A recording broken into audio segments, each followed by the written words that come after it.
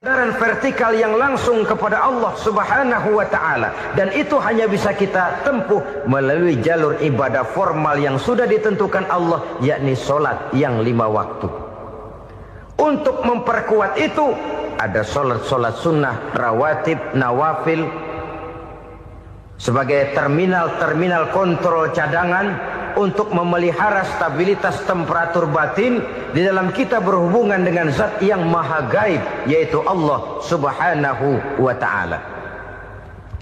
Orang sering bertanya, Pak, itu tetangga saya nggak sholat, duitnya nggak habis-habis, Pak. Nggak sholat tapi mobilnya tambah terus, nggak sholat tapi usahanya makin maju.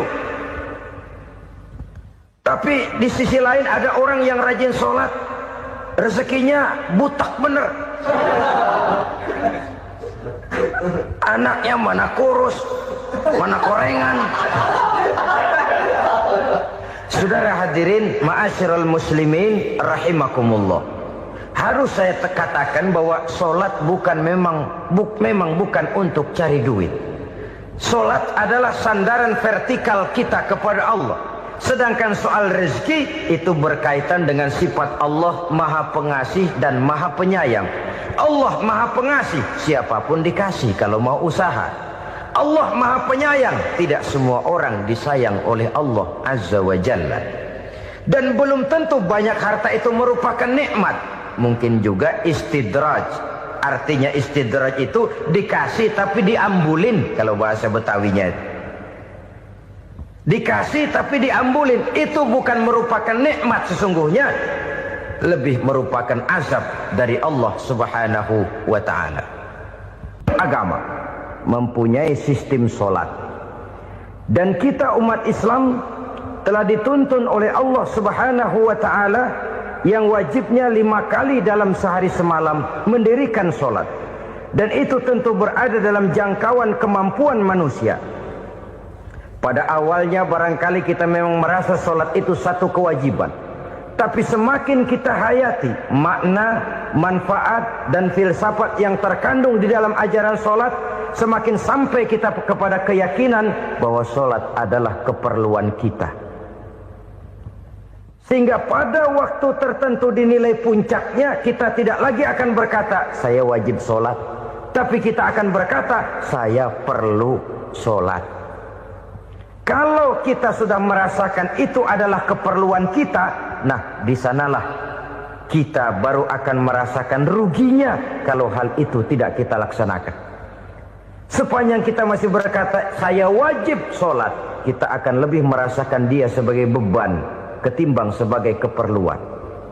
Yang jelas Allah tidak memerlukan ibadah yang kita laksanakan ini. Dengan kata lain, andai kata satu dunia penuh ini orang tidak ada yang sholat satu pun, Allah tidak akan turun dari jabatan Tuhan.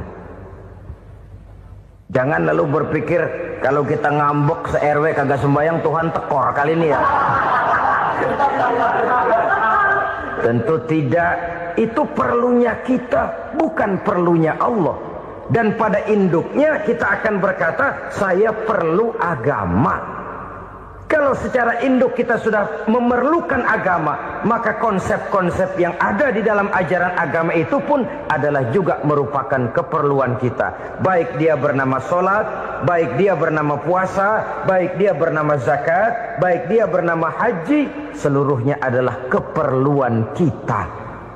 Dan sesuatu yang kita perlukan apabila tidak kita laksanakan akan melahirkan kerugian di dalam kehidupan. Jangan heran kalau kita membaca riwayat perjalanan hidup para salafus soleh, orang-orang soleh. Ada yang tahajud sampai 100 rakaat, ada yang sholat malam kakinya sampai bengkak. Kita sekalinya bengkak biri-biri. Ada yang sholat membaca surah dalam Al-Quran sampai khotam Quran. Kok mau? Mereka sudah merasakan itu keperluan. Itu saja soalnya.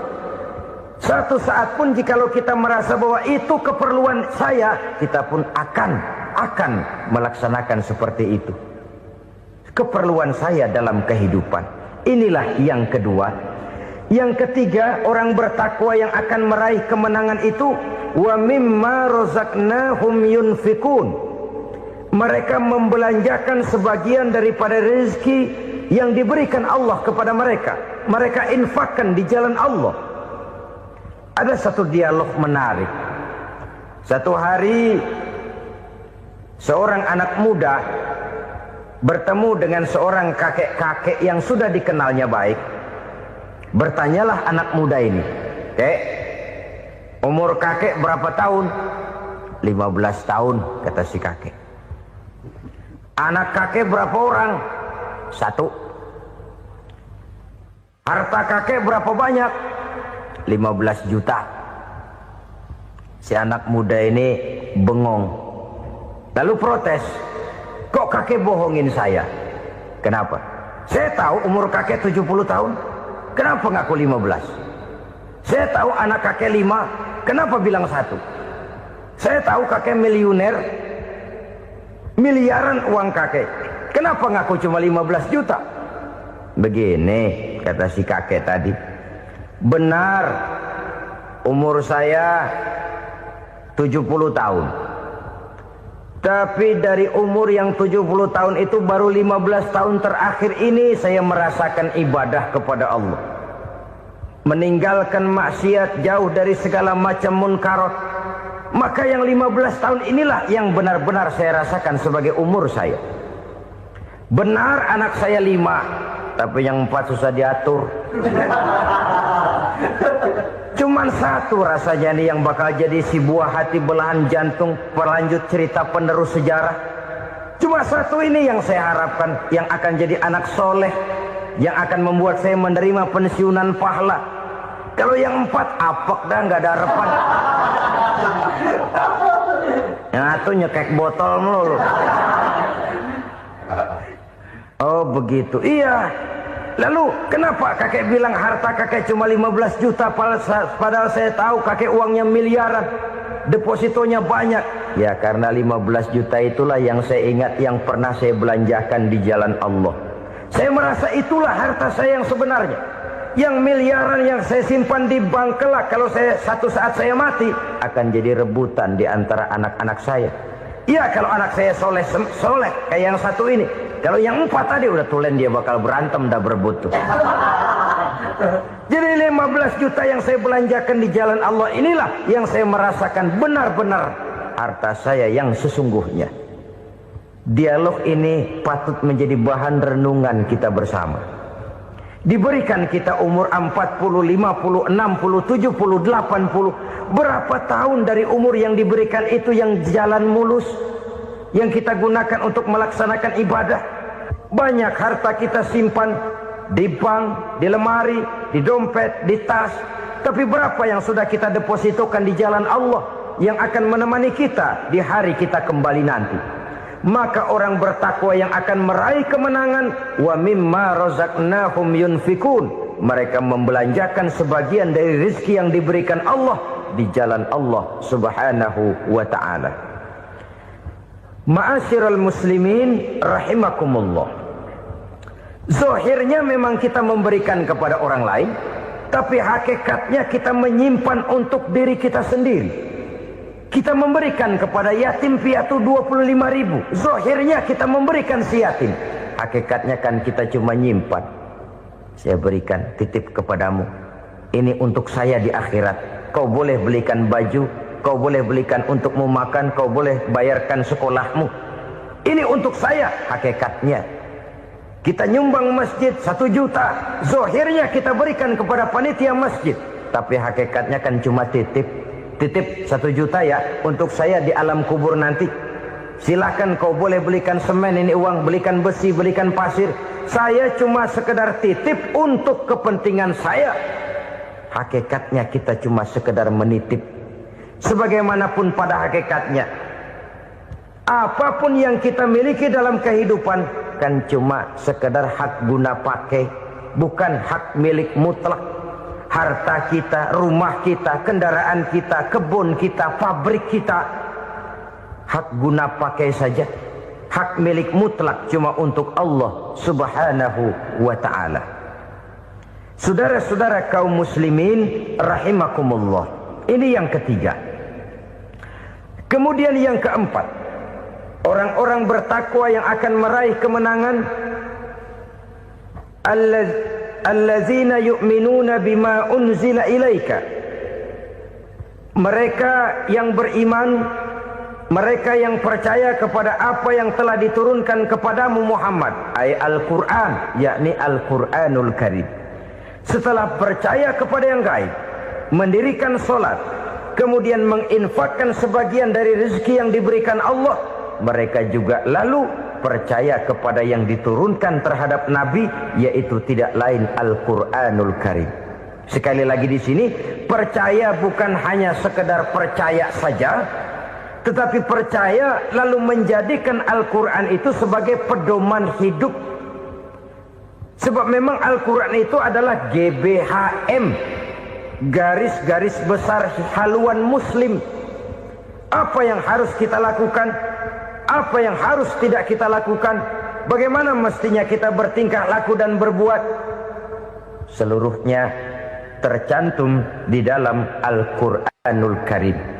Itu sebabnya ketika satu hari Aisyah ditanya bagaimana akhlak Rasul, beliau menjawab, kana Rasulullah sallallahu alaihi wasallam khuluquhul Quran.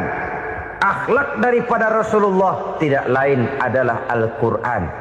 Jawaban simpel ini memberikan gambaran bahwa keseluruhan daripada konsepsi Quran sudah diterjemahkan dalam kehidupan Rasulullah sallallahu alaihi wasallam. Karena kita tahu akhlak adalah keseluruhan dari gerak hidup manusia. Sejak ia berpribadi, berumah tangga, bertetangga, bermasyarakat, sampai kepada berbangsa dan bernegara, Al-Quran tetap memberikan sentuhan nilainya. Oleh karenanya, orang-orang yang bertakwa adalah orang-orang yang menjadikan Al-Quran sebagai pedoman dalam kehidupannya. Dan kita yakini Al-Quran diturunkan kepada Nabi Muhammad bukan merupakan produk Nabi Muhammad. Isi dan redaksinya langsung dari Allah Subhanahu wa ta'ala. Kemudian cirinya yang kelima, orang bertakwa yang akan meraih kemenangan itu, wa ma unzila min qablika.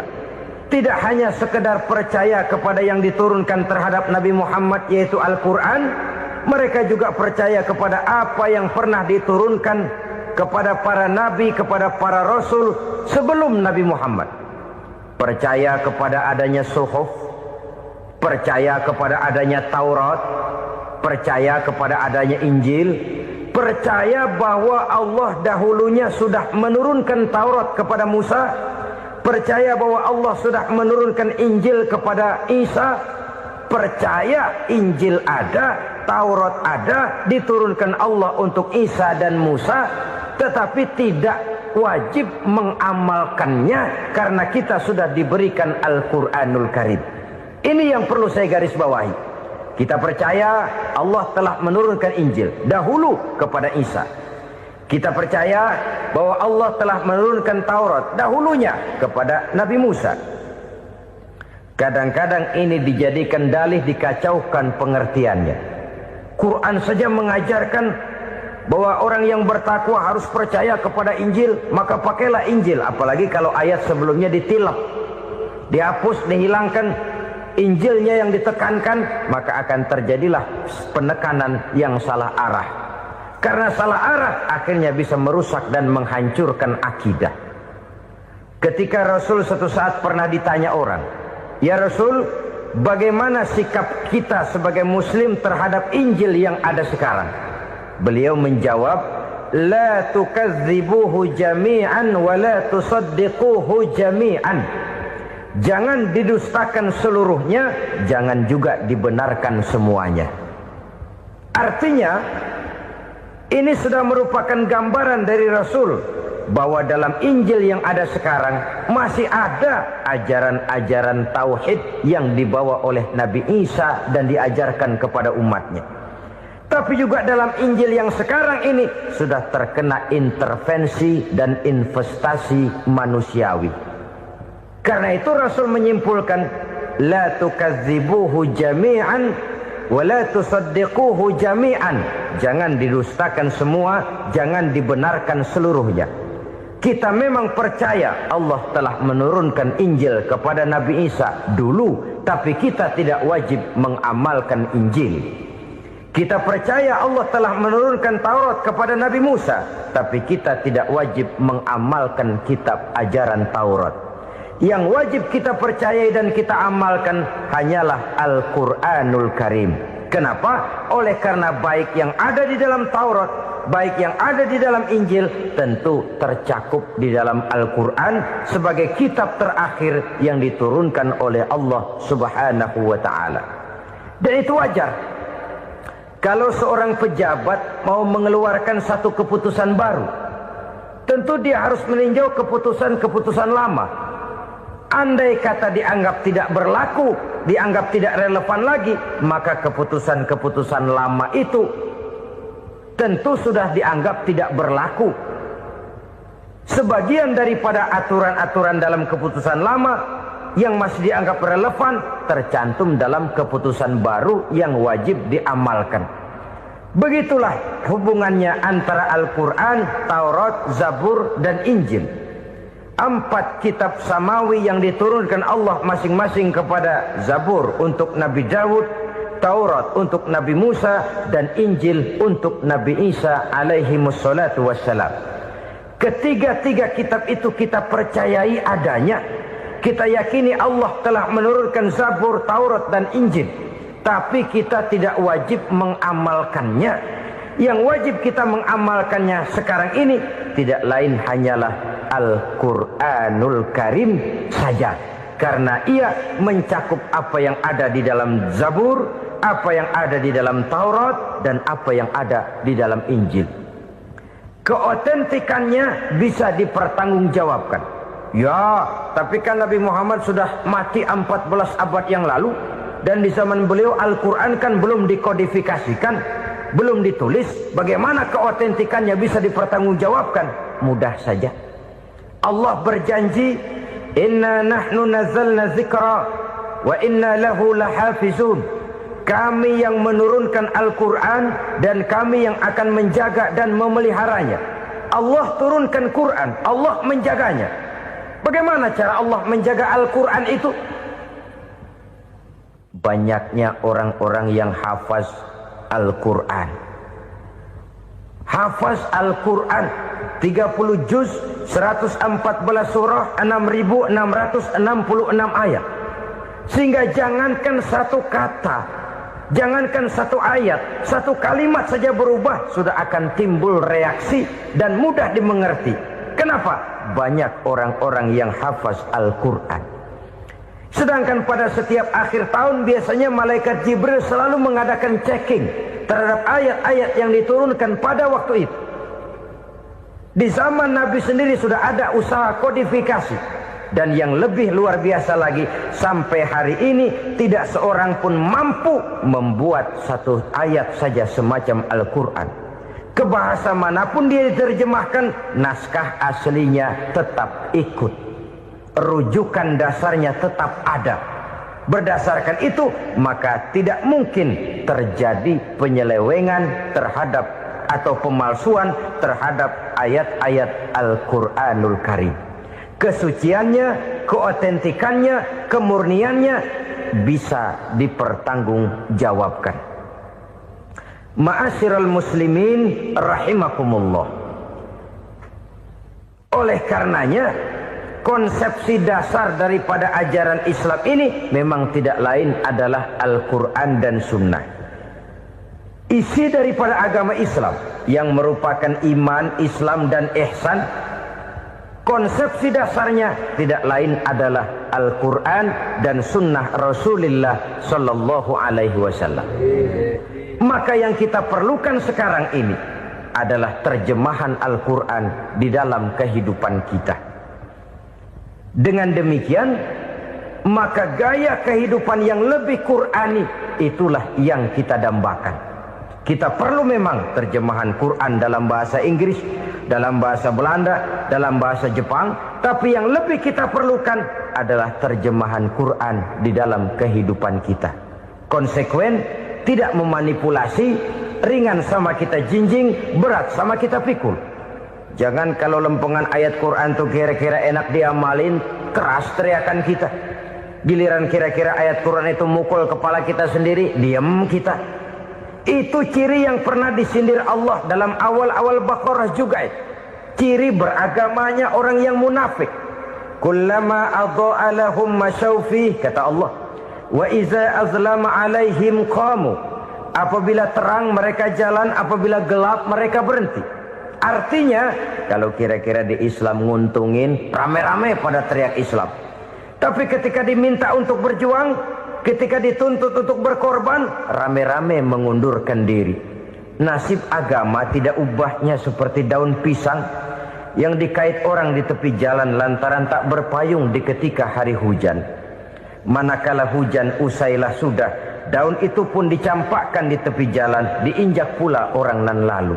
Artinya, orang menjadikan agama cuma sebagai lipstick, decoration only, tidak konsekuen. Hanya pada saat-saat kelihatannya Islam membawa keuntungan, rame-rame orang teriak-teriak tentang Islam. Tapi jikalau diminta berjuang, jikalau dituntut untuk berkorban, biasanya rame-rame juga mengundurkan diri. Jangan heran kalau mayoritas hitungan kita, tapi minoritas peranan kita. Kuantitas kita dalam jumlah, tapi dalam kualitas kita lebih sering jadi penonton daripada jadi pemain. Padahal itu sangat tidak boleh terjadi. Umat Islam di Indonesia harus bangkit. Umat Islam di Indonesia harus sadar akan keberadaannya. Tidak boleh hanya jadi penonton berpangku tangan. Karena memang agama kita juga mengajarkan untuk konsekuen di dalam menjabarkan ajaran-ajaran daripada agama kita. Kita sering jatuh menjadi umat yang lemah oleh karena kita ini tidak pandai menggalang kebersamaan yang diakibatkan tidak konsekuennya kita. Diistilahkan bahwa umat Islam di dalam menggalang kebersamaannya itu harus seperti orang main sepak bola. Saudara-saudara kan tahu orang main sepak bola itu. Orang main sepak bola, kalau pertandingan belum dimulai sih silakan saja kumpul di luar lapangan, atur strategi yang baik. Tapi kalau pertandingan sudah dimulai, turun ke lapangan hijau, jangan kumpul terus. Ada sepak bola gotong royong, mundur-mundur rame-rame, depan ke depan kumpul melulu mainnya. Kalah. Orang main sepak bola itu ya harus ada penyerang tengah, harus ada penjaga gawang, harus ada strikernya, harus ada kiri luarnya, kanan dalamnya yang jadi backnya. Posisi boleh bermacam-macam, tapi yang penting saling ngoper untuk menggolkan gawang lawan. Begitulah umat Islam ini. Boleh ada yang jadi pejabat, boleh ada yang jadi pengusaha, boleh ada yang jadi petani, silakan ada yang jadi seniman, ada yang jadi penyair, ada yang jadi artis sekalipun. Tapi kalau sudah berhasil menguasai bola, jangan lupa operannya. Operan itu yang langka. Kita ini muslim kadang-kadang kalau sudah memegang menguasai bola, kalau belum mau mampus, belum mau ngoper. Nanti kalau sudah nggak punya bola, baru mau ngoper. Kalau sudah dengar-dengar mau dekat pensiun, baru mau jihad, baru mau berjuang, baru mau ngurus pesantren. Tanda tangan sudah tidak laku, memo sudah tidak dihargai, baru mau berjuang. Kemarin kemana mas? Kita tidak pandai memanfaatkan posisi. Dengan kata lain, kalau kembali kepada persoalan kita, konsekuensi kita terhadap agama yang kita anut ini belum ideal. Kita masih lebih sering berislam ini pada saat-saat yang menurut perhitungan kita membawa keuntungan. Tapi kalau diminta berjuang, dituntut berkorban, yang itu pun hakikatnya adalah untuk kepentingan kita juga. Allah tidak pernah menuntut kita untuk jihad bagi kepentingan Allah, itu tidak. Berjuang menegakkan agama Allah, apakah untuk kepentingan Allah? Tidak. Untuk kepentingan kita. Sebab nilai-nilai jihad itu pada akhirnya akan membawa kita kepada suatu kebahagiaan. Setidaknya kalau tidak di dunia, tentu di akhirat sebagai syahid. Oleh karena itu, pada bagian akhir ini saya ingin mengajak, marilah kita konsekuen. Sekali kita berkitabkan Al-Quranul Karim, mari dia kita jadikan pedoman. Jangan cuma kita jadikan sebagai penghias dinding, pelengkap rumah, bahwa di rumah kita ada Al-Quran, tapi yang baca kecoa. Habis pada bolong tuh Quran. Yang penting kan punya Quran. Ditaruh di pintu rumah. Biar apa? Biar kuntilanak kagak masuk katanya. Ya apa itu nasib Quran? Cuma kerjanya jaga pintu, ngusir kuntilanak, ngusir memedi. Bagaimana kita hidup menurut tuntunan Al-Quran? Kadang-kadang tidak pernah menjadi masalah bagi kita. Maka bagaimanakah Al-Quran akan mungkin membawa keberkahan dalam hidup kalau ajarannya kita injak-injak dalam keseharian kita. Mewujudkan gaya hidup yang lebih Qur'ani, itulah yang akan kita rintis di dalam kehidupan kita. Bertahap, step by step, menurut kemampuan yang ada pada kita. Jika jalan ini tidak bisa kita selesaikan, percayalah akan ada generasi penerus yang akan melanjutkan usaha dan cita-cita mulia itu. Jadi percaya kepada Taurat, percaya kepada Injil, sekadar percaya Allah dahulunya sudah menurunkan itu. Tapi kita tidak wajib mengamalkannya. Kenapa? Generasi Injil masa berlakunya sudah kedaluarsa. Taurat masa berlakunya sudah kedaluarsa. Injil pernah berlaku untuk orang Nasrani di zaman Nabi Isa. Taurat pernah berlaku untuk orang Yahudi di zaman Nabi Musa. Setelah generasinya berlalu, datang Rasul penutup yang membawa Al-Quranul Karim. Maka Al-Quran itulah yang berlaku menjadi pedoman sampai hari akhir nanti.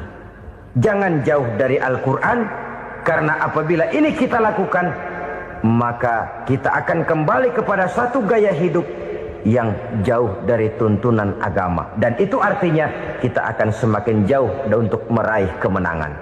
Saudara-saudara kaum muslimin rahimakumullah. Yang keenam, yang terakhir, orang-orang bertakwa yang akan meraih kemenangan itu wabil akhirati hum yuqinun. Mereka percaya, mereka yakin seyakin-yakinnya akan adanya hari akhir,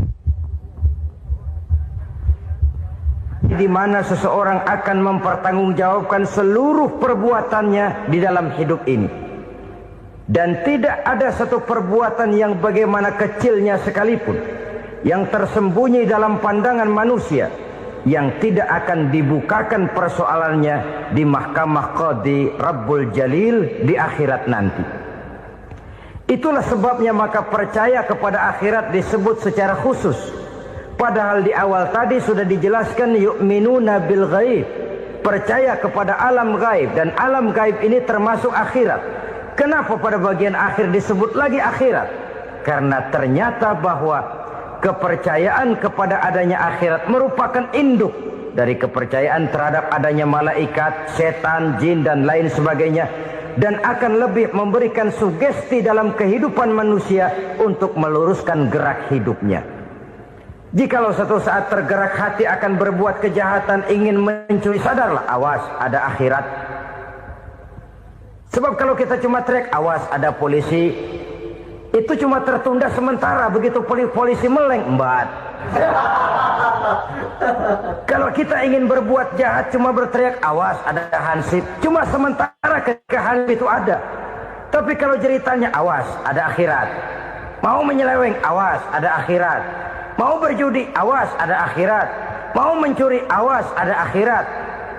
Keyakinan yang akan meluruskan gerak hidup manusia sehingga gerak itu jadi lebih terarah dan terkodaran vertikal yang langsung kepada Allah Subhanahu wa ta'ala. Dan itu hanya bisa kita tempuh melalui jalur ibadah formal yang sudah ditentukan Allah, yakni sholat yang 5 waktu. Untuk memperkuat itu ada sholat sunnah, rawatib, nawafil sebagai terminal kontrol cadangan untuk memelihara stabilitas temperatur batin di dalam kita berhubungan dengan zat yang maha gaib, yaitu Allah subhanahu wa ta'ala. Orang sering bertanya, Pak, itu tetangga saya nggak sholat, duitnya nggak habis-habis, Pak. Nggak sholat tapi mobilnya tambah terus. Nggak sholat tapi usahanya makin maju. Tapi di sisi lain ada orang yang rajin sholat, rezekinya butak bener. Anaknya mana kurus, mana korengan. Saudara hadirin, ma'asyiral muslimin rahimakumullah. Harus saya katakan bahwa sholat memang bukan untuk cari duit. Sholat adalah sandaran vertikal kita kepada Allah. Sedangkan soal rezeki itu berkaitan dengan sifat Allah maha pengasih dan maha penyayang. Allah maha pengasih, siapapun dikasih kalau mau usaha. Allah maha penyayang, tidak semua orang disayang oleh Allah azza wa jalla. Dan belum tentu banyak harta itu merupakan nikmat. Mungkin juga istidraj. Artinya istidraj itu dikasih tapi diambulin, kalau bahasa Betawinya itu. Dikasih tapi diambulin, itu bukan merupakan nikmat sesungguhnya, lebih merupakan azab dari Allah subhanahu wa ta'ala.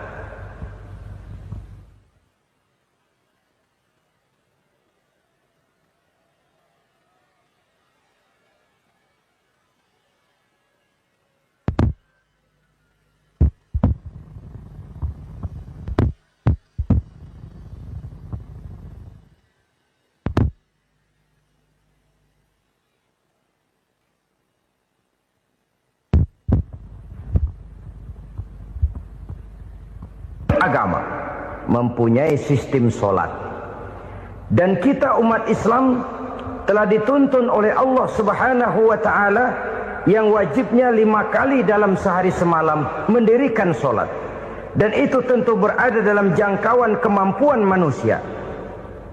Pada awalnya barangkali kita memang merasa sholat itu satu kewajiban, tapi semakin kita hayati makna, manfaat dan filsafat yang terkandung di dalam ajaran sholat, semakin sampai kita kepada keyakinan bahwa sholat adalah keperluan kita. Sehingga pada waktu tertentu dinilai puncaknya, kita tidak lagi akan berkata saya wajib sholat, tapi kita akan berkata saya perlu sholat. Kalau kita sudah merasakan itu adalah keperluan kita, nah di sanalah kita baru akan merasakan ruginya kalau hal itu tidak kita laksanakan. Sepanjang kita masih berkata saya wajib sholat, kita akan lebih merasakan dia sebagai beban ketimbang sebagai keperluan. Yang jelas Allah tidak memerlukan ibadah yang kita laksanakan ini. Dengan kata lain, andai kata satu dunia penuh ini orang tidak ada yang sholat satu pun, Allah tidak akan turun dari jabatan Tuhan. Jangan lalu berpikir kalau kita ngambek se-RW kagak sembahyang Tuhan tekor kali ini ya. Tentu tidak. Itu perlunya kita, bukan perlunya Allah. Dan pada induknya kita akan berkata saya perlu agama. Kalau secara induk kita sudah memerlukan agama, maka konsep-konsep yang ada di dalam ajaran agama itu pun adalah juga merupakan keperluan kita. Baik dia bernama sholat, baik dia bernama puasa, baik dia bernama zakat, baik dia bernama haji, seluruhnya adalah keperluan kita. Dan sesuatu yang kita perlukan apabila tidak kita laksanakan akan melahirkan kerugian di dalam kehidupan. Jangan heran kalau kita membaca riwayat perjalanan hidup para salafus soleh, orang-orang soleh.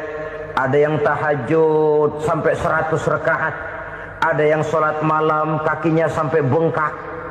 Kita sekalinya bengkak biri-biri. Ada yang sholat membaca surah dalam Al-Quran sampai khotam Quran. Kok mau? Mereka sudah merasakan itu keperluan. Itu saja soalnya. Satu saat pun jikalau kita merasa bahwa itu keperluan saya, kita pun akan melaksanakan seperti itu.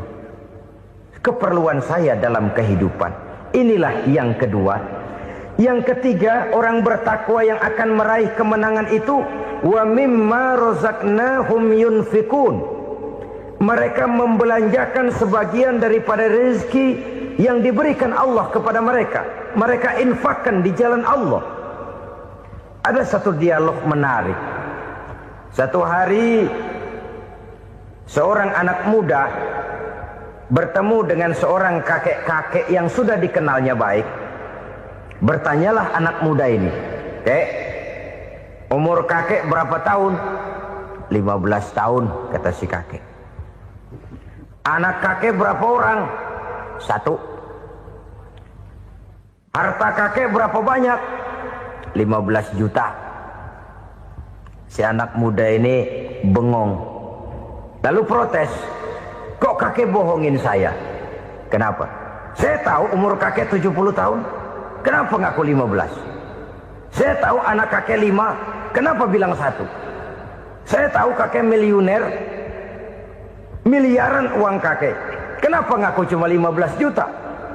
Begini, kata si kakek tadi. Benar, umur saya 70 tahun.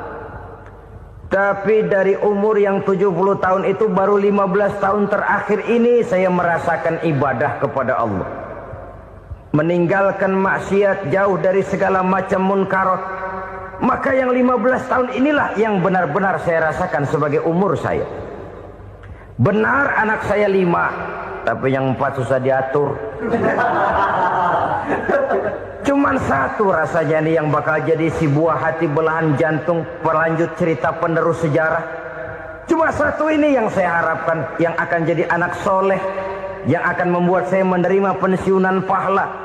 Kalau yang 4 apek dah, nggak ada harapan. Yang 1 nyekek botol melulu. Oh begitu, iya.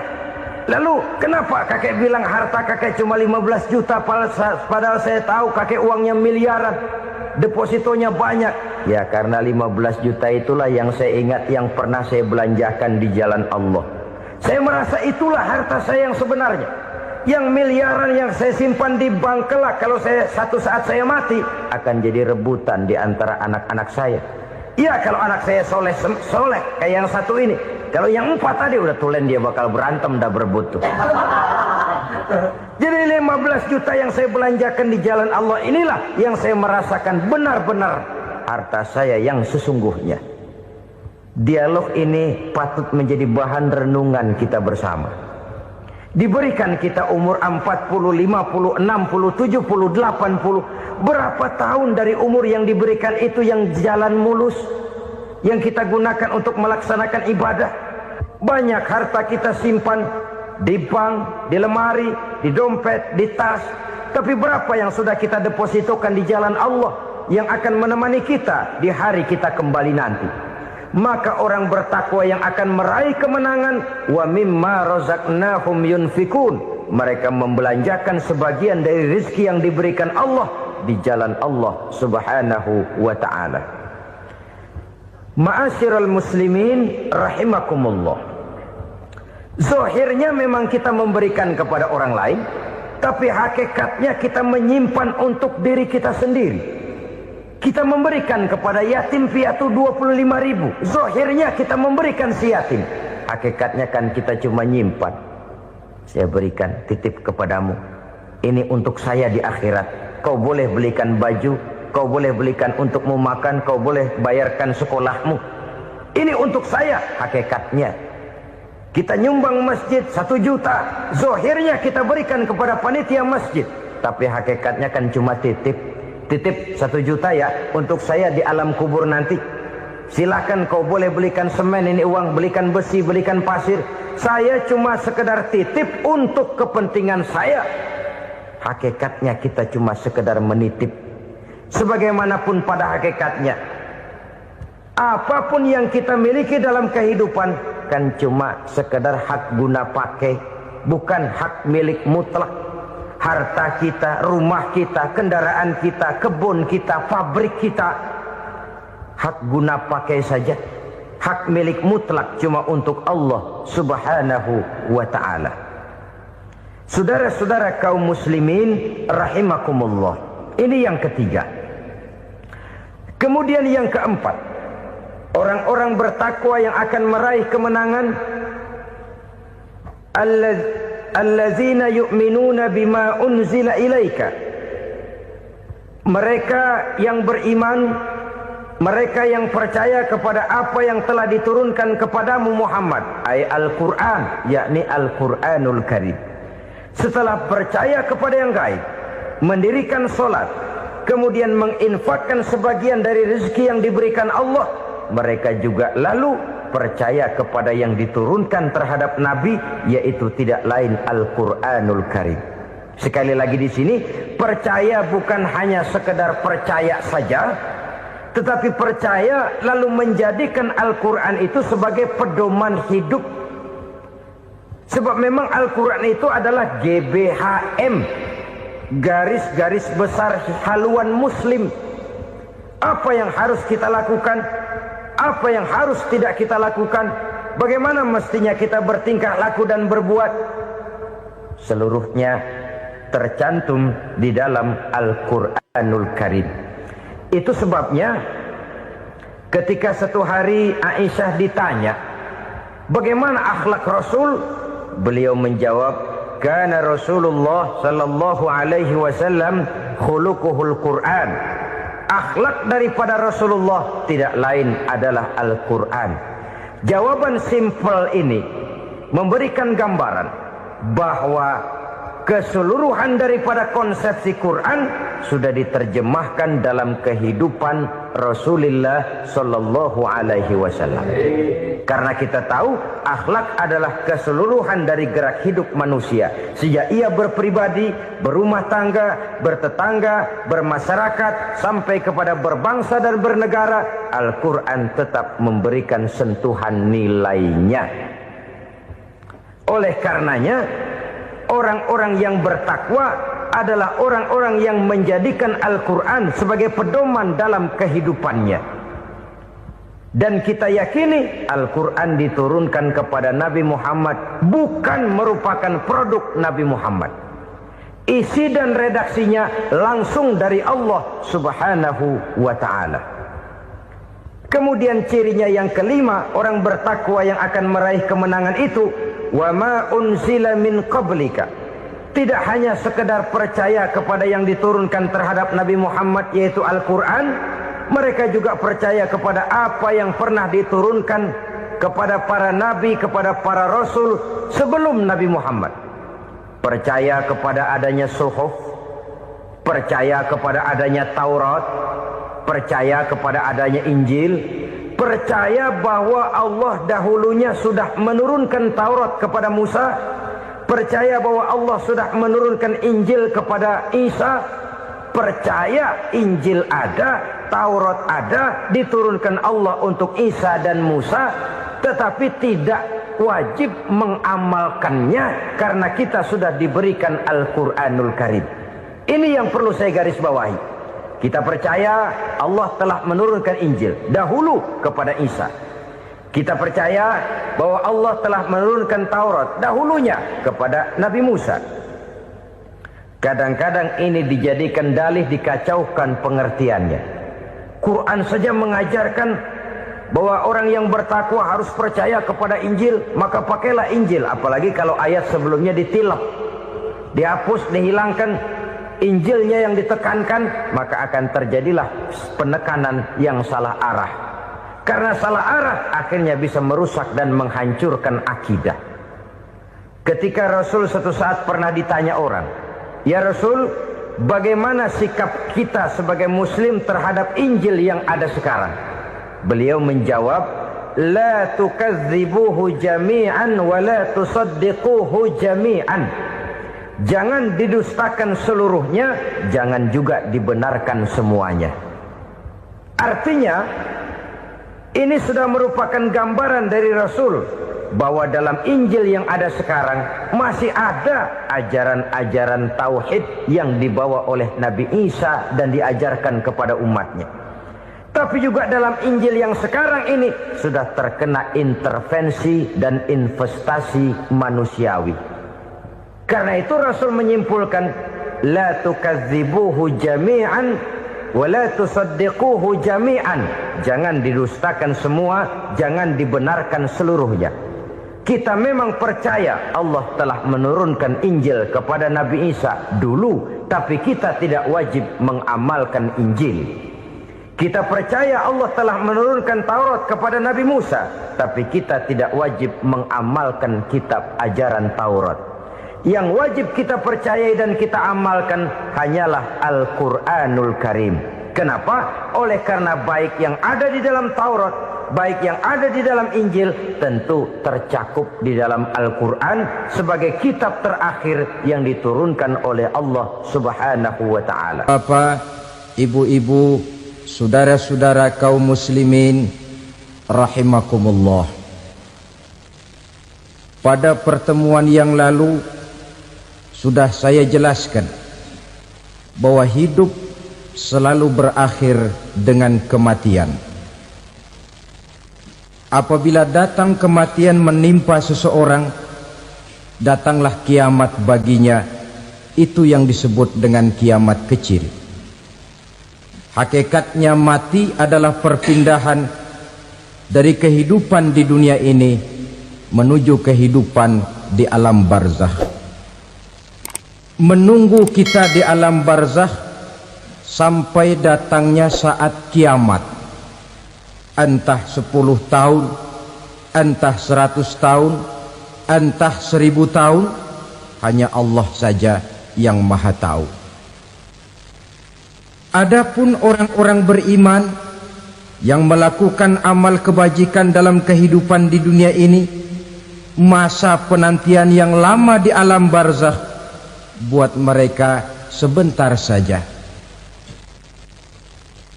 Tetapi bagi orang-orang kafir yang ingkar, yang tidak beriman kepada Allah, yang hidup di dunia cuma menumpuk-numpuk dosa, tentu penantian di alam barzakh akan merupakan waktu yang sangat lama. Bukankah dalam kehidupan kita waktu itu memang relatif? Contoh misalnya, bagi pemuda-pemudi yang sedang duduk asyik memadu cinta, waktu 4-5 jam saja rasanya cuma 4-5 menit. Tenggelam oleh keasikan. Tapi buat orang yang berbaring di rumah sakit, meratap di balik-balik apa itu tembok derita kata lagu, di balik dinding-dinding penjara, sehari bagai seminggu, seminggu rasa sebulan, sebulan boleh jadi rasa setahun. Penantian yang sangat lama. Kapan kiamat itu akan datang? Ini rahasia Allah. Jangankan kita yang orang awam, baginda Nabi sendiri tidak diberitahu oleh Allah kapan kiamat itu akan terjadi.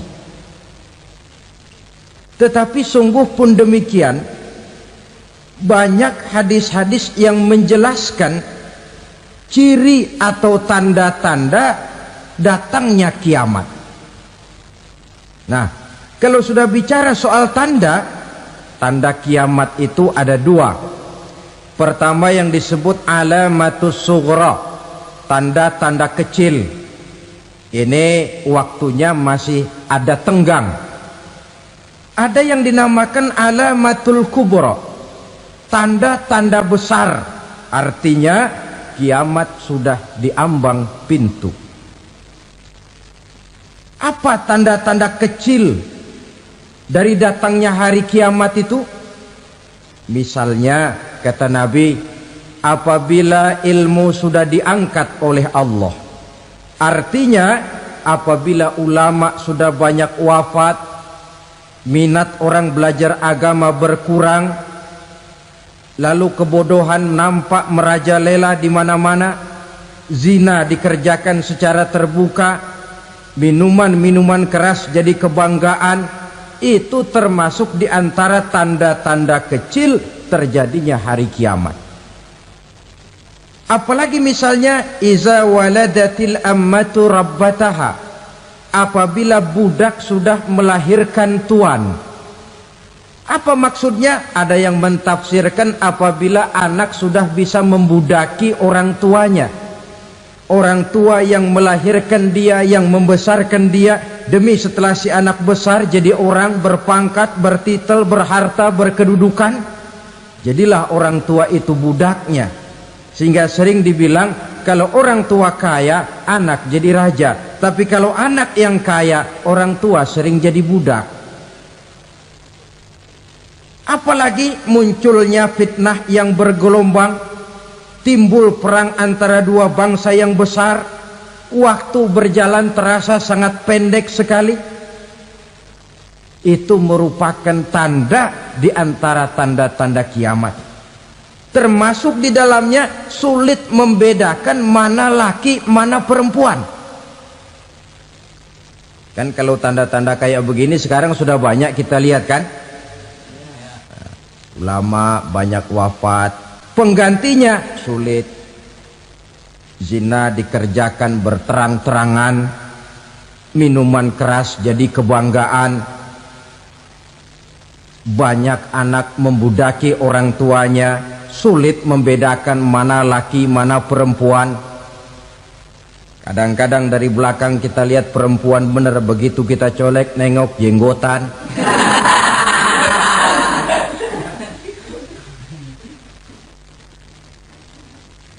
Ini termasuk tanda-tanda kecil, masih ada tenggang sampai akan terjadinya kiamat itu. Nah, yang dimaksud dengan tanda-tanda besar, ini tanda besar artinya kiamat sudah di ambang pintu. Pertama, matahari terbit dari sebelah barat.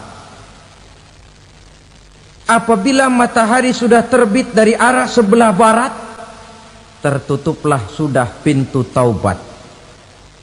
Bersabda Nabi kita, la taqumus sa'atu hatta tatlu'a syamsu min maghribiha. Tidak akan datang hari kiamat sampai matahari terbit dari arah sebelah barat. Fa iza tala'at, manakala matahari telah terbit dari arah sebelah barat, wara'ahan nasu, manusia banyak menyaksikan itu, amanu ajma'un, mereka pun lalu beriman. Yang tadinya kafir, yang tadinya ingkar, yang tadinya membangkang, setelah melihat matahari terbit dari sebelah barat, buru-buru beriman, berlomba-lomba mengucap dua kalimat syahadat. Tapi apa yang terjadi? Kata Nabi, wadzalika hina la yanfa'u nafsan imanuha lam takun amanat min qabl. Hari itu adalah hari yang iman sudah tidak berguna lagi bagi seseorang apabila sebelumnya memang dia tidak pernah beriman. Au kasabat fi imaniha khaira, atau beriman tetapi tidak pernah melakukan kebajikan di dalam keimanannya itu. Hari yang sudah kasib, hari yang sudah terlambat, beriman tidak akan ada gunanya lagi. Ini pelajaran buat kita. Sebelum sang surya terbit dari sebelah barat, sebelum nafas sampai di tenggorokan, artinya pintu taubat masih terbuka. Kalau dua hal itu sudah terwujud, nafas sudah sampai di kerongkongan atau matahari sudah terbit dari arah sebelah barat, tertutuplah sudah pintu taubat. Tak ada lagi gunanya pangkat, jabatan, harta, bahkan beriman pun dalam suasana macam itu too late, kata orang Kulon. Sudah terlambat. Matahari terbit dari arah sebelah barat, itu tanda besar, artinya kiamat sudah di ambang pintu. Lalu apalagi tanda besar? Munculnya Dajjal. Dajjal artinya pendusta-pendusta yang menyesatkan manusia. Ada dua macam Dajjal, saudara. Ada Dajjal kecil, Ini dajjal-dajjal kelas teri. Kalau ini sejak zaman Rasulullah sudah ada itu. Tiap zaman ada. Di zaman Rasulullah misalnya ada yang bernama Aswad al-Unsi dari Yaman. Ada yang namanya Musailamah al-Kazzab dari Yamamah. Ada yang namanya Ibnu Sayyad dari Madinah. Ini dajjal-dajjal di zaman Rasul. Musailamatul Kazzab memproklamirkan diri jadi nabi dia. Di zaman Rasul masih hidup. Ini dajjal zaman Nabi. Di zaman sahabat muncul dajjal-dajjal. Di zaman kita sekarang ini dajjal-dajjal pun gentayangan. Dajjal-dajjal kelas teri. Kerjanya mendustakan manusia, menyesatkan manusia, memalingkan manusia dari jalan yang benar dan diridhoi oleh Allah Subhanahu wa taala. Adapun yang merupakan tanda besar dari datangnya kiamat, dajjal-dajjal kelas kakap. Pembohong-pembohong besar yang menyesatkan masyarakat manusia berpaling dari jalan Allah mengikuti jalan mereka. Apa sih ciri dajjal itu? Kata Nabi dalam hadis Bukhari Muslim, "Inna dajjala", sesungguhnya yang namanya dajjal itu yakhruju, satu saat akan muncul mendekati hari kiamat. Wa inna ma'ahu ma'an, si dajjal ini membawa air. Wa naran, dan juga membawa api. Dua simbol. Di tangan yang satu dia bawa air, di tangan yang satu dia bawa api. Wa ammal ladzi yarahu an-nasu ma'an fanarun, adapun yang orang banyak lihat air, hakikatnya adalah api. Yang dilihat api, hakikatnya adalah air. Oleh sebab itu, kalau api yang ditawarkan, ambillah air. Kalau air yang ditawarkan, pilihlah api. Maksudnya apa ini? Ini bahasa simbol, saudara-saudara. Dajjal bicaranya seolah-olah untuk kepentingan manusia. Menawarkan surga. Surga yang dia tawarkan hakikatnya neraka. Hai manusia, kalau kau mau bahagia, jangan dekat-dekat dengan agama. Sholat itu tidak efektif dan efisien, tidak produktif dari segi ekonomi itu. Menghadiri majelis taklim cuma buang-buang waktu. Tahajud, tasbih, tahlil, baca Quran, apa itu? Pekerjaan mubazir saja. Hidup ini cuma sekali, masa yang cuma sekali, manfaatkan dengan sebaik-baiknya. Mumpung. Dibawanya sifat mumpung, tetapi dalam pengertian yang sangat negatif.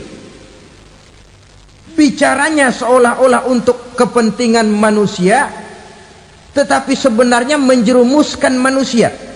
Menawarkan air, tapi sebenarnya api. Menawarkan api, tapi hakikatnya air. Buat apa kamu sholat? Buat apa kamu bayar zakat? Buat apa kamu puasa? Surga yang dicanangkan dajjal hakikatnya neraka. Neraka yang digambarkan dajjal pada dasarnya adalah surga. Jadi memutarbalikan fakta itu kerjaan dajjal. Yang hak jadi batil, yang batil dibilang hak, yang benar jadi salah, yang salah malah jadi benar. Tuntunan disuruh jadi tontonan, tontonan malah menjadi tuntunan. Itu pekerjaan dajjal profesinya. Zamannya Nabi Adam, dajjalnya kan iblis. Betul? Betul. Apa sih gang kerayuan iblis itu? Allah setelah menciptakan Nabi Adam kan bilang, Adam, kau dan istrimu Hawa tinggal di surga ini.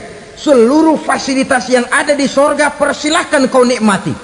Satu yang tidak boleh, jangan coba-coba dekati pohon khuldi.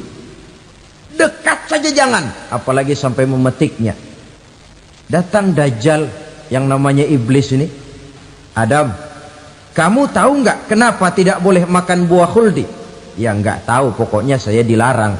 Bodoh kamu Dam. Khuldun artinya kekal. Kalau kamu makan itu buah, kau akan kekal di surga buat selamanya. Allah tidak kepengen, maka dilarang kamu makan buah khuldi. Kalau kau ingin kekal di surga Adam, makan saja. Saya bicara begini ini untuk kepentingan kamu Adam. Ini kan ciri-ciri Dajjal.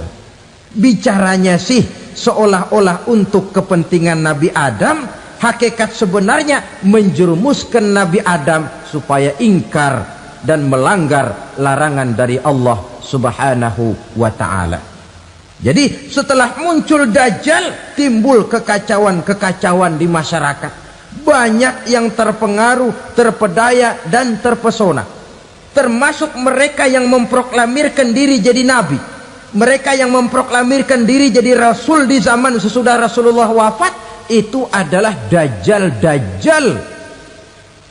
Maka saya ingatkan, kalau di zaman kita sekarang ini ada orang ngaku jadi nabi, ada orang ngaku jadi rasul, biar bahasa Arabnya kental, Quran hafal, hadis ribuan hadis hafal, biar pakai serban sampai menyengser ke tanah, bahasa Arabnya fasih, tapi dia mengaku jadi nabi, jadi rasul. Kita umat Islam wajib tidak percaya, wajib untuk tidak percaya. Itulah Dajjal zaman kita sekarang ini. Tidak mustahil mereka datang mempengaruhi orang awam supaya berpaling dari Rasulullah, mengikuti mereka. Nah, di akhir zaman nanti, mendekati hari kiamat, Dajjal ini muncul, Dajjal kelas kakap, menyesatkan masyarakat manusia untuk berpaling dari Islam, mengikuti seruan mereka. Apalagi di antara datangnya kiamat itu, tanda yang besar itu, turunnya Nabiullah Isa Al-Masih, putra Maryam. Menurut berbagai hadis yang sahih, Nabi Isa Al-Masih nanti akan turun lagi, tidak membawa risalah yang baru, tapi meluruskan risalah Islam ini yang telah banyak ditinggalkan oleh masyarakat. Bahkan ada hadis menjelaskan beliau akan membunuh Nabi, mematahkan kayu-kayu salib, lalu melaksanakan haji dan umrah mengikuti syariat Nabi Muhammad, bukan membawa agama baru. Menjadi semacam mujaddid, reformer, menyelamatkan manusia dari bisikan Dajjal. Bahkan ada riwayat yang menjelaskan bahwa Nabi Isa berhasil mengalahkan Dajjal, mengembalikan masyarakat manusia kembali kepada ajaran Islam yang datang dari Allah, dibawa oleh Rasulullah Sallallahu Alaihi Wasallam. Dengan kata lain, turunnya Nabi Isa bukan sebagai Nabi dan Rasul baru, tetapi mengikuti syariat Nabi kita Muhammad Sallallahu Alaihi Wasallam. Saudara hadirin, ibu-ibu hadirat yang saya hormati, kemudian apalagi di antara tanda-tanda besar akan datangnya kiamat itu? Keluarnya asap atau awan. Kata Nabi, inna min asyrati sa'ah dukhanan yamla'u ma bainal masyriqi wal maghrib. Di antara tanda-tanda kiamat, munculnya awan antara langit dan bumi. Ini pun diperkuat dalam surah Ad-Dukhan ayat 10. Fartaqib yauma ta'tis sama bidukhanim mubin fayughshan nas hadza azabun alim. Bagi orang-orang yang beriman, mereka biasa-biasa saja. Tapi bagi orang kufur, datangnya asap dan awan ini merupakan azab yang kelewat pedih. Barangkali sedikit mendekati gambaran tentang azab yang pedih ini, saya ingatkan alam pikiran kita kepada peristiwa yang belum lama terjadi. Pernah dengar berita bocornya reaktor nuklir di Chernobyl, Uni Soviet? Pernah dengar? Nah, bocornya reaktor nuklir di Chernobyl yang mengakibatkan ratusan bahkan sangat mungkin ribuan nyawa. Cuma satu reaktor. Bagaimana kalau seluruh cadangan nuklir yang dimiliki oleh para negara adik kuasa ini diledakkan? Bahkan yang konon menurut catatan, cadangan nuklir yang dimiliki bersama oleh Amerika dan Rusia sekarang ini sudah sanggup memusnahkan 6 miliar manusia. 1,5 kali lebih banyak dari jumlah manusia yang nongkrong di permukaan bumi ini. Saudara-saudara hadirin yang saya hormati, lalu saat mendekati hari kiamat, apalagi tandanya? Setelah Nabi Isa wafat, pada saat turunnya yang kedua kali, lalu Allah meniupkan angin sejuk. Semua orang-orang beriman, orang-orang baik wafat, sehingga penghuni bumi ini cuma tinggal lagi terdiri dari orang-orang kafir. Tidak ada lagi di bumi ini yang bisa mengucapkan Allah. Sehingga dalam hadis qudsi itu ada keterangan, innallaha azza wa jalla yaqulu li Israfil. Allah pernah pesan kepada malaikat Israfil, kata Allah, Israfil, idza sami'ta qailan yaqul Allah Allah fa akhirin nafakh 40 sanatan ikraman liqailiha. Hai Israfil, apabila kau dengar di permukaan bumi masih banyak orang yang mengucapkan Allah Allah, maka tunda sangkakala kiamat itu 40 tahun. Untuk apa? Ikraman liqailiha, menghormati orang yang mengucapkan Allah Allah itu. Wah, jadi karena sekarang masih banyak yang mengucapkan Allah, besar hatilah kita, masih jauh kiamat itu. Tapi jangan lupa, kiamat pribadi, kiamat kecil itu yang nggak kita sangka-sangka. Ajal datang mencabut nyawa, itu kiamat pribadi, dan itu yang pasti kita hadapi, dan itu yang membuat kita tidak boleh bersikap main-main di dalam kehidupan sekarang ini. Saudara hadirin yang saya hormati, tidak ada lagi orang-orang muslim. Seluruh penduduk dunia ini kafir. Lalu terciptalah struktur sosial yang berlandaskan prinsip hidup semau gue. Bakal terjadilah prinsip di mana yang kaya menyantap yang miskin, yang kuat menindas yang lemah. Hidup sudah bagaikan di rimba belantara, berlaku hukum rimba, siapa yang kuat dia yang menang, siapa yang lemah menjadi mangsa. Timbul kekacauan, maksiat merajalela, munkarat menjadi-jadi, sehingga isi bumi ini penuh dengan segala macam perbuatan dosa. Tidak ada perlunya lagi alam diperpanjang temponya. Datang saat yang sudah dijanjikan oleh Allah Azza wa Jalla, maka terjadilah yang disebut kiamat kubra, kiamat besar, kiamat ancur-ancuran. Bagaimana kejadian ini dimulai? Dalam surah Az-Zumar ayat 68, Allah Subhanahu wa taala berfirman, wa nufikha fis suri fasa'iqa man fis samawati wa man fil ardi illa man sya'allahu. Maka manakala ditiuplah sangkakala, terkejutlah seluruh yang ada di langit dan seluruh yang ada di bumi. Bila saat kiamat datang, Allah perintah malaikat Israfil, Israfil, tiup sangkakalamu. Ditiuplah sangkakala oleh malaikat Israfil.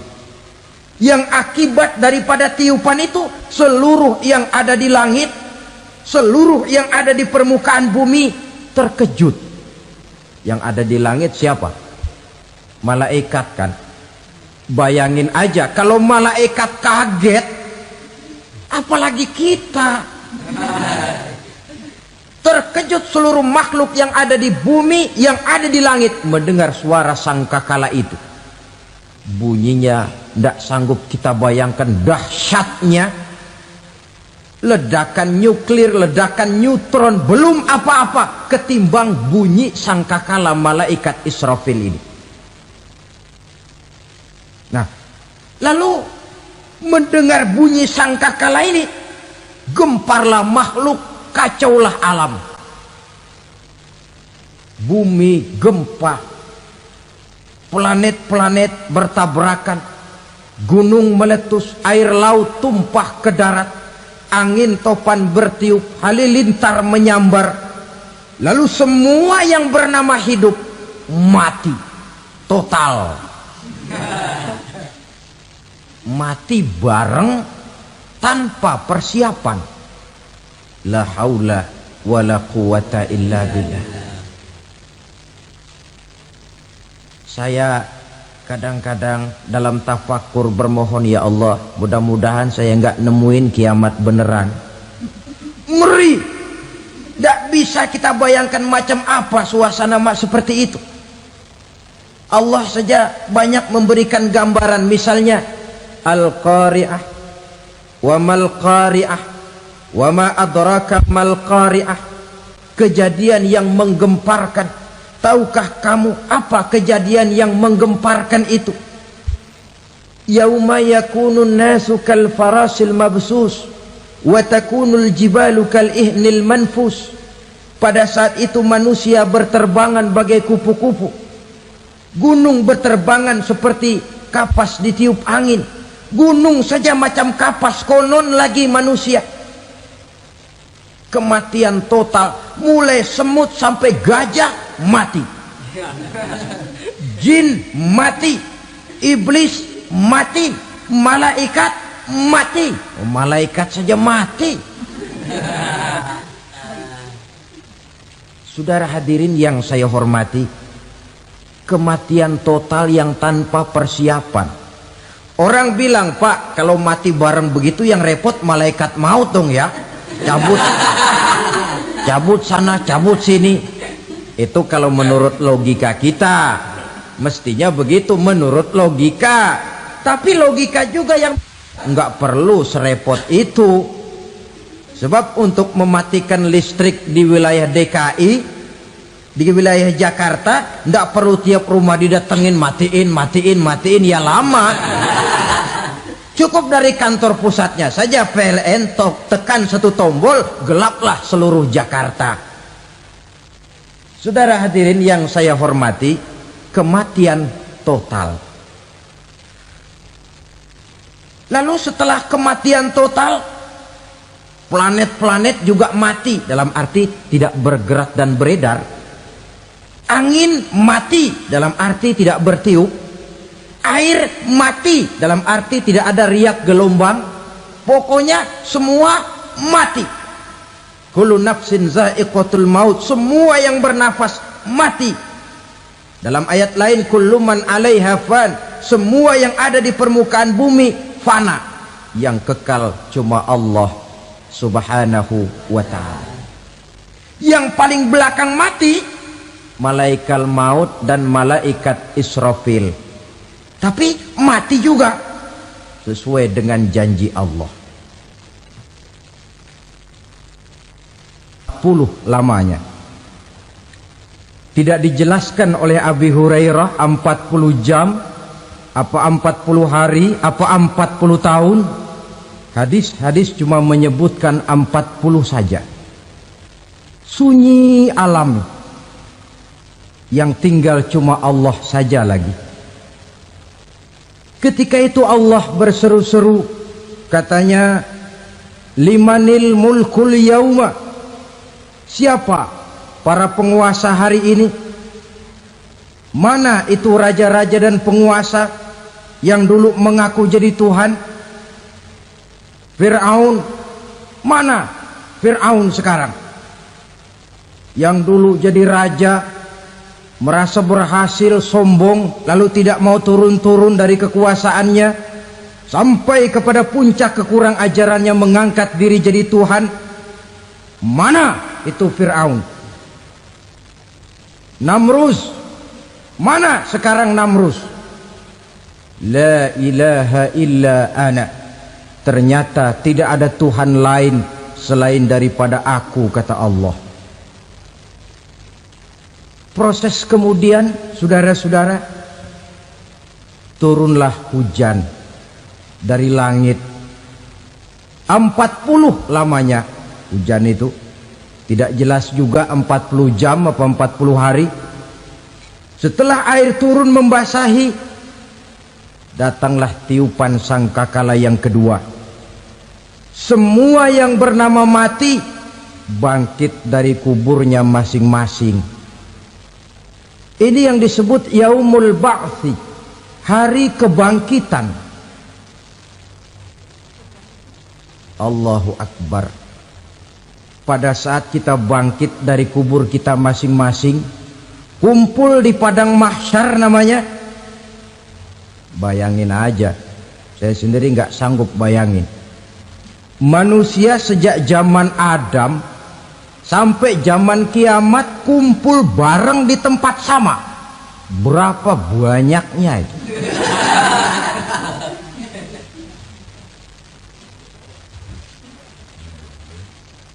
Dan yang luar biasa menurut satu riwayat, pada saat bangkit itu, Masya Allah, roman muka kita berubah,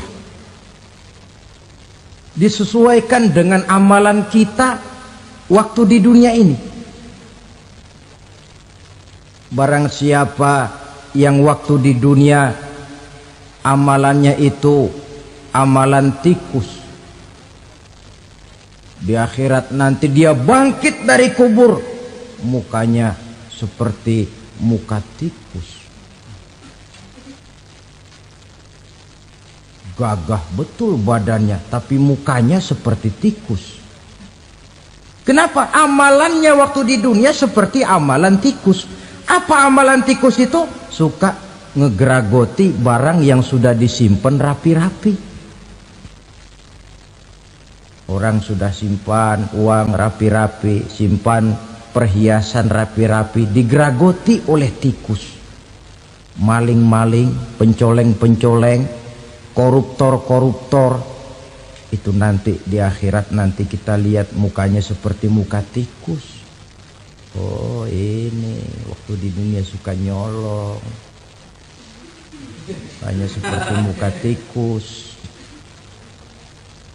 Barang siapa yang waktu di dunia ini amalannya itu amalan macan, dia akan bangkit nanti mukanya seperti muka macan. Apa amalan macan? Macan itu amalannya menang-menangan. Orang yang mau menang saja nggak mau mengalah. Coba lihat di hutan. Kenal hutan nggak? Di hutan, raja hutan di mana-mana pasti macan. Betul kan? Betul. Padahal hutan belum pernah bikin pemilihan umum. Tapi macan tidak peduli ada pemilihan umum apa tidak, pokok saya raja. Sebab apa? Macan jadi raja itu bukan karena benar, tapi karena kuat jadi raja.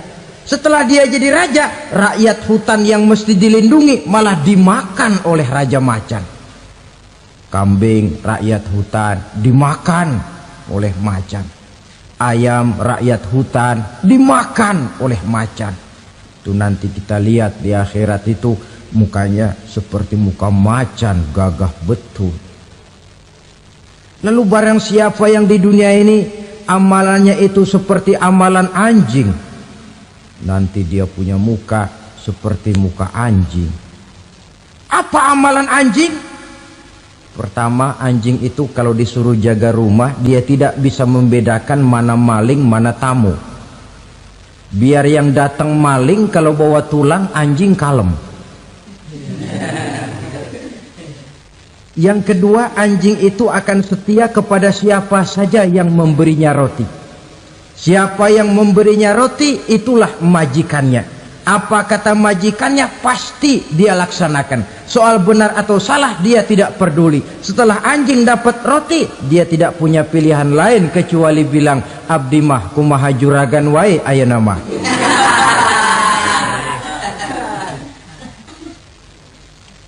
Saudara hadirin yang saya hormati,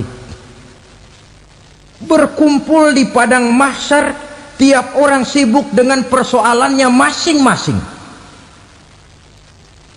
Matahari waktu itu didekatkan oleh Allah, panas luar biasa.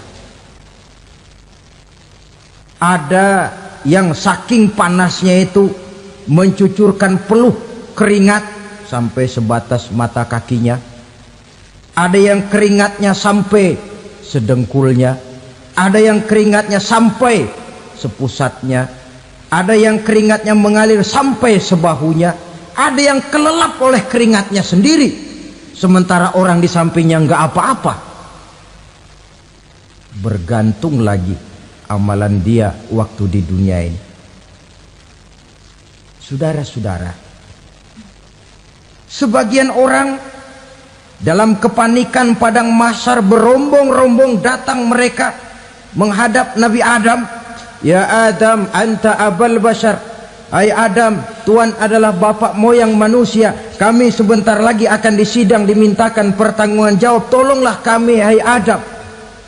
Kata Nabi Adam, jangankan nolongin sampean, saya sendiri tanggung jawab di hadapan Allah ketika dulu tidak boleh makan khuldi, saya serobot. Sudahlah, urus diri masing-masing saja, nafsi. Begitu kata Nabi Nuh, begitu kata Nabi Ibrahim. Tiap orang bertanggung jawab sendiri-sendiri. Ketika itulah saudara-saudara, nikmatnya menjadi umat Nabi besar Muhammad sallallahu alaihi wasallam. Sebab apa? Walaupun menurut abjad kita ini umat paling belakang, paling belakang kita ini toh, karena Nabi Muhammad adalah Nabi akhir, tapi akan dihisap lebih dulu, lewat di atas sirat lebih dulu, masuk surga lebih dahulu ketimbang umat-umat belakangan. Ketika Rasul mendekati ajal, beliau tanyakan itu kepada malaikat Jibril. Malaikat Jibril berkata, Muhammad jangan khawatir, Allah sudah berjanji, inni haramtul jannata ala sairil anbiya hatta tadkhulaha anta, wa haramtuha ala sairil umami hatta tadkhulaha ummatuka. Surga aku haramkan buat seluruh nabi kecuali kalau engkau Muhammad sudah masuk ke dalamnya, dan surga aku haramkan buat seluruh umat kecuali kalau umatmu Muhammad sudah masuk ke dalamnya. Logikanya, walaupun menurut abjad kita umat paling belakang, bakal dihisap paling dulu, lewat di atas sirat paling dulu, masuk surga paling dulu, kalau mampir ke neraka juga paling dulu. Ya resiko. Jangan mau enaknya aja paling dulu. Saudara hadirin yang saya hormati, setelah masa kebangkitan itu jangan dikira begitu bangkit langsung diperiksa. Masih menunggu menanti ribuan tahun perhitungan padang mahsyar untuk sampai kepada proses yang disebut yaumul hisab, hari perhitungan. Seorang demi seorang bakal dipanggil. Bayangkan saja, kita se-RT saja di absen, kadang-kadang perlu waktu lama. Ini manusia sejak zaman Nabi Adam sampai datang hari kiamat, satu demi satu disidang di hadapan Qadhi Rabbul Jalil. Status sosial copot sudah waktu itu. Yang pernah jadi hartawan di situ tidak lagi kelihatan kehartawanannya. Yang pernah jadi jenderal tidak lagi dipanggil jenderalnya. Yang ustadz tidak lagi dipanggil al-mukarramnya. Seluruh status sosial selesai. Dipanggillah kita seorang demi seorang menghadap Qadhi Rabbul Jalil. Bagaimana proses penghisaban itu? Pertama, proses tanya jawab. Di antaranya ada hadis menyatakan lan tazula qadama 'abdin yaumal qiyamah hatta yus'ala an arba'i khisalin. Besok di hari kiamat tidak akan bergeser telapak kaki seorang hamba sampai dia ditanya lebih dulu tentang 4 persoalan. Tentang ilmunya, kemana ilmu itu diamalkan. Tentang umurnya, di mana umur itu dihabiskan. Tentang masa mudanya, kemana masa muda itu dipakai. Tentang hartanya, dari mana harta itu didapat dan kemana harta itu dibelanjakan. Ini termasuk proses tanya jawab. Jadi kalau istilah pengadilan dunia, nama Fulan bin Fulan. Kamu waktu di dunia diberikan umur panjang untuk apa? Pernah mengalami masa muda, kemana kau habiskan masa remajamu? Kau diamanahkan ilmu, dengan apa ilmumu kau amalkan? Kau diberikan harta, dari mana harta kau dapat, kemana kau belanjakan? Tak seorang pun yang bisa mungkir. Sebab apa? Dikala itu yang menjadi saksi bukan orang. Yang menjadi saksi adalah seluruh anggota badan kita. Tangan bicara, kaki jadi saksi terhadap seluruh amalan yang pernah kita kerjakan pada saat kehidupan di alam dunia ini. Selesai proses tanya jawab, lalu diperlihatkan buku catatan kita waktu hidup di dunia ini. Jangan lupa Allah itu menyiapkan 2 superkomputer kepada kita. Sebelah ditempelin sebelah kanan, yang sebelah tempelin di sebelah kiri. Komputer itu namanya Raqib dan Atid. 2 malaikat yang apabila baik kita lakukan, refleks saja akan menulis kebajikan kita. Jahat kita kerjakan akan tertulis. Catatan itu nanti diperlihatkan kepada kita. Waduh, alangkah malunya pada saat diperlihatkan catatan kita, buku rapot kita merah melulu. Barangkali diperiksa sambil diomelin, brengsek lo. Buku merah melulu begini, bagaimana waktu hidup di dunia? Tidak cukup diperlihatkan buku catatan kehidupan, rekaman kehidupan. Rekaman kehidupan kita secara utuh sejak terlahir sampai ajal datang merenggut nyawa.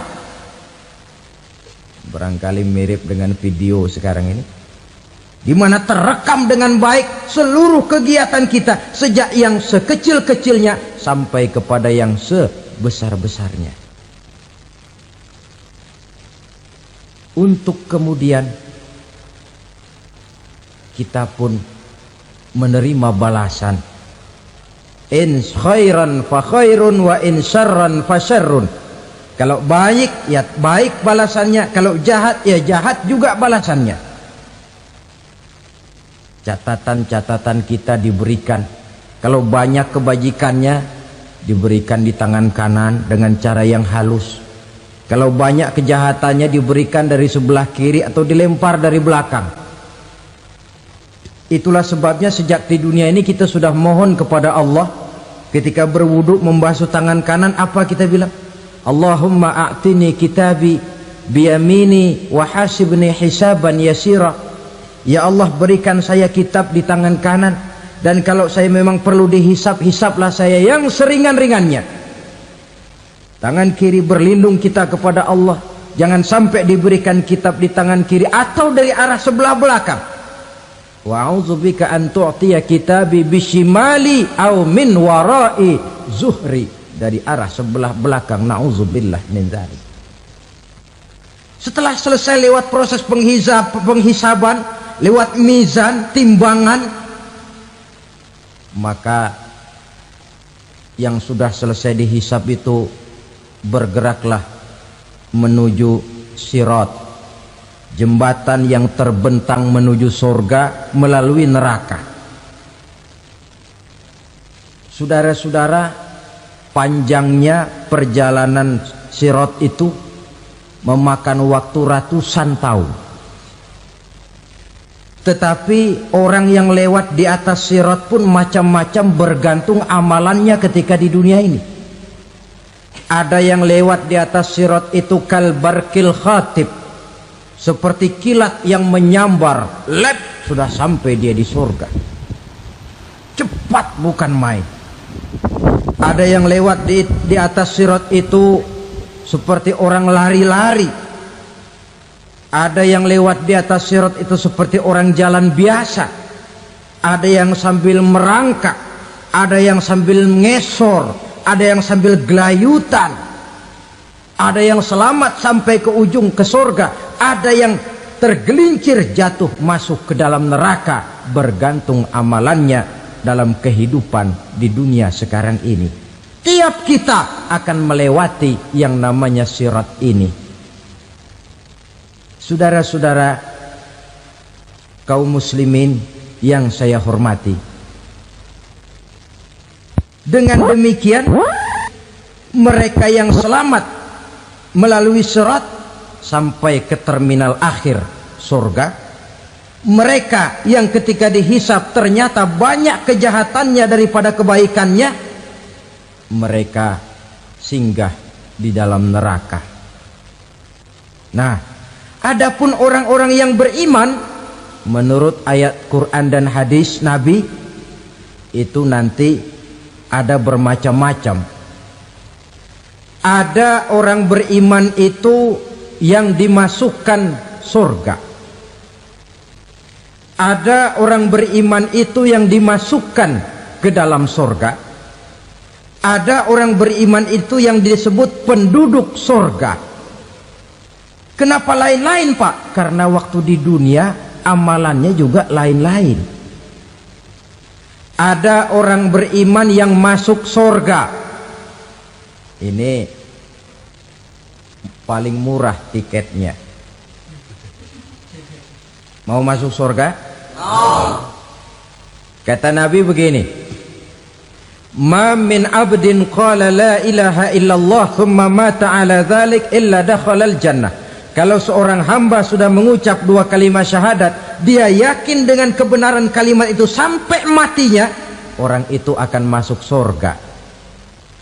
Abi Dzar yang waktu itu diajak bicara heran, ya Rasul kok gampang betul? Iya. Walaupun orang itu mencuri, iya. Walaupun orang itu berzina, iya. Biar dia mencuri, biar dia berzina, kalau dia sudah mengucap dua kalimat syahadat, dia yakin dengan kebenaran kalimat itu sampai matinya, itu orang akan masuk surga. Jadi masuk surga cukup dua kalimat syahadat, yakin sampai mati, masuk surga. Itu perkara masuk. Tapi kalau pertanyaannya diterusin, masuknya kapan, Pak? Nah, ini lain lagi urusannya. Sebab ada yang masuknya itu langsung, ada yang mampir dulu. Di sana tempat cuma dua, kalau tidak surga, neraka. Mau ke surga tapi mampir dulu, yang mampirnya jelas di neraka. Kenapa? Dalam hadis qudsi ada riwayat, nanti itu di akhirat, setelah Allah selesai mengatur penduduk surga masuk surga, yang neraka masuk neraka, Allah berkata kepada malaikat Malik, malaikat Malik, labaik ya Allah.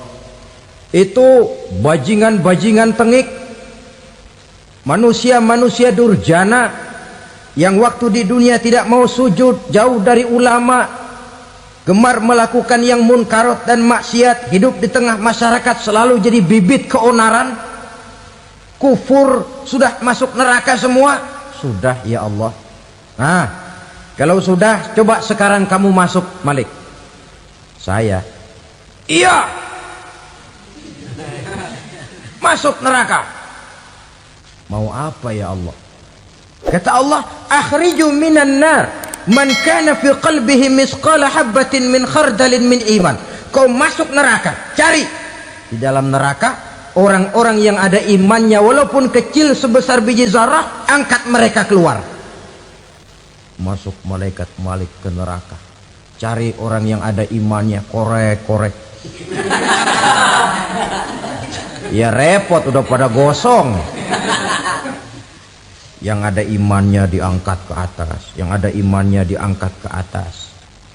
Lalu dimandikan di Nahrul Hayat, namanya sungai kehidupan di akhirat nanti. Cakep lagi rupanya, bersih lagi wajahnya, apel di hadapan Allah. Kata Allah, bagaimana mas? Kapok enggak sampean? Kapok ya Allah. Nah, kalau kapok, idhab fadkhulil jannah, pergi masuk surga sana. Berangkat mereka ke surga, ketemu sama teman-temannya yang udah sampai lebih dulu, yang nggak pakai mampir lagi. Terjadi dialog. Kata teman-temannya yang udah pada nyampe duluan, mas, iya, emang baru sampai? Saya baru sampai. Memang mampir di mana dulu mas? Kita sudah lama sampai di surga. Saudara buka surah Al-Muddatsir ayat 34-35. Ma salakakum fis saqar? Kenapa kamu mampir di neraka Saqar? Qalu lam naku minal musallin. Mereka menjawab, kami mampir di neraka Saqar mas, gara-gara dulunya kami waktu di dunia ndak pernah sholat. Ndak pernah sholat? Ndak pernah. Kan rumahnya dekat masjid. Cuma dekat doang mas, sholat mah enggak. Saya enggak pernah ngasih makan fakir miskin, enggak pernah hadir di majelis taklim, pendeknya enggak pernah melakukan kebajikan. Maka saya pun mampir di neraka Saqar. Untung betul saya punya iman mas, sedikit. Waktu hidup di dunia dulu saya pernah mengucap 2 kalimat syahadat, sekali-kalinya waktu mau kawin. Masya Allah. Untung saja kawin, kalau nggak kawin polos.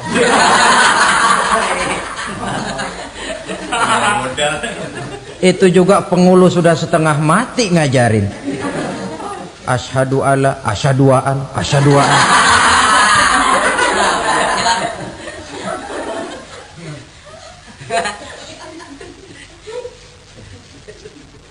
Ini namanya masuk surga, ada mampir dulu.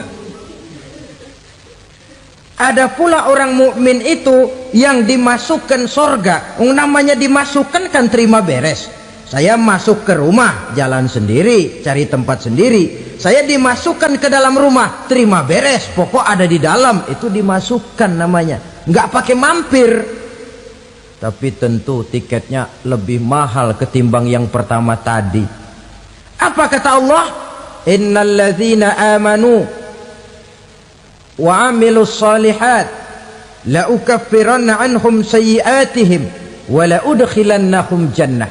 Sesungguhnya orang-orang yang beriman kemudian beramal soleh, kami hapuskan segala dosa dan kesalahannya, kami masukkan mereka ke dalam surga. Lihat ayatnya, Allah yang memasukkan, kita yang dimasukkan. Tidak pakai transit, tidak usah mampir. Cuma tidak cukup syahadat, tidak cukup amanu, tapi diiringi dengan wa'amilus salih. Iman, amal. Tidak cukup syahadat, lalu dibuktikan dia sholat, dia zakat, puasa, lalu dia melakukan berbagai macam kebajikan.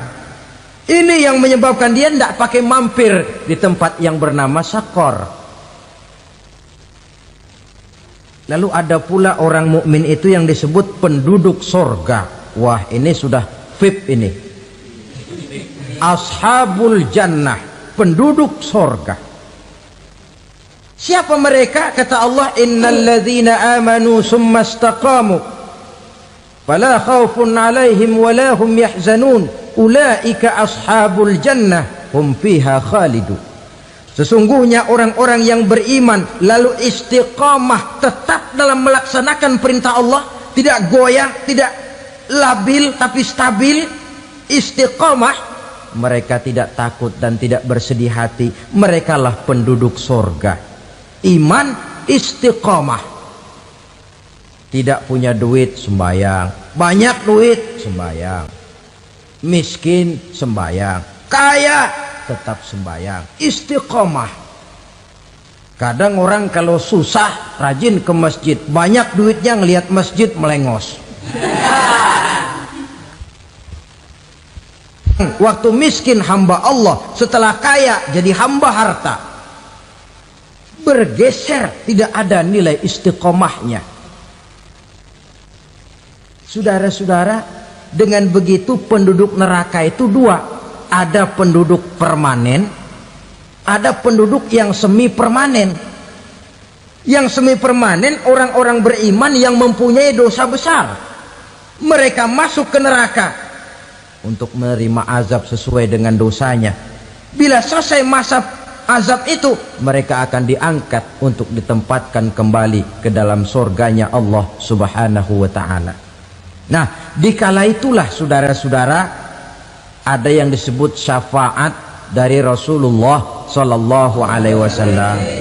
Tapi tentu jangan lupa, syafaat ini ibarat kain menambal dia. Kita punya kain bolong-bolong sedikit, syafaat yang menambal.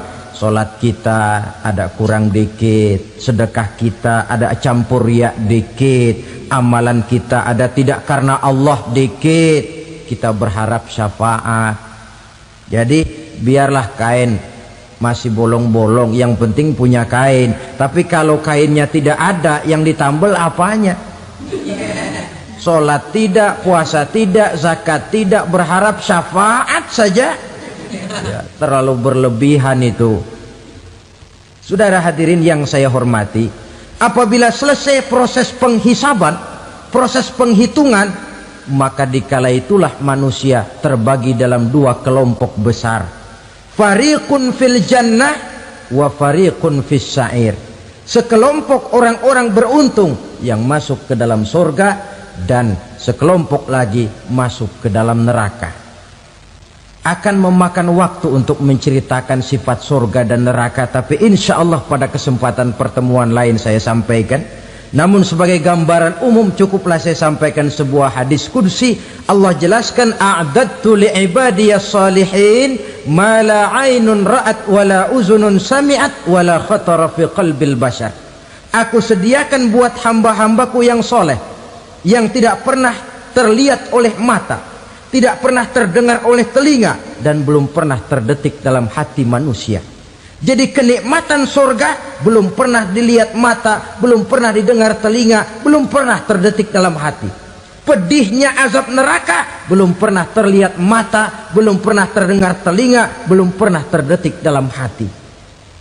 Saudara hadirin yang saya hormati, oleh karena itu, sebagai uraian akhir daripada kiamat ini, marilah sama-sama kita memanfaatkan hidup dengan sebaik-baiknya, supaya jangan timbul penyesalan di hari kemudian nanti. Mudah-mudahan kita seluruhnya